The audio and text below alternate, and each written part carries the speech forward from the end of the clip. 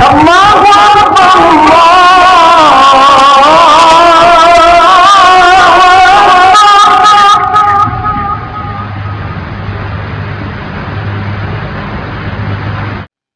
اگر کسی شخص کو مسلسل قطرے آ رہے ہوں پیشاب کے تو اس کے لیے نماز کا حکم۔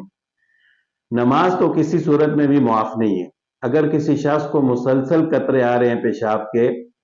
تو اس کے لیے مسئلہ یہ ہے کہ وہ ہر نماز کے لیے نیا وضو کرے، یعنی ایک دفعہ اس نے وضو کر لیا، اب بھی مسلسل قطرے آ رہے ہیں تو پھر اسی وضو کے ساتھ وہ نماز ادا کر لے جس نماز کے لیے اس نے وضو کیا ہے۔ لیکن جب اگلی نماز پڑھے گا تو اس کے لیے وہ نیا وضو کرے گا۔ تو ہر نماز کے لیے وہ نیا وضو کر کے نماز پڑھے گا، لیکن جس نماز کے لیے اس نے وضو کر لیا ہے وہ اسی وضو کے ساتھ وہ نماز وہ ادا کر لے، اگرچہ قطرے آ رہے ہیں۔ لیکن جب وہ نماز پڑھ لے گا تو اگلی نماز کے لیے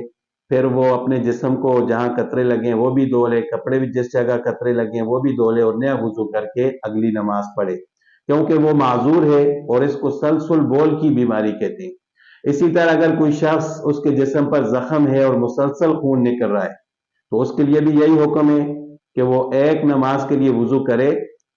اور اس کے بعد بے شک خون نکلتا رہے، اس وضو کے ساتھ وہ ایک نماز پڑھ لے، جب وہ نماز پڑھ لے تو اگلی نماز کے لیے وہ نیا وضو کر لے۔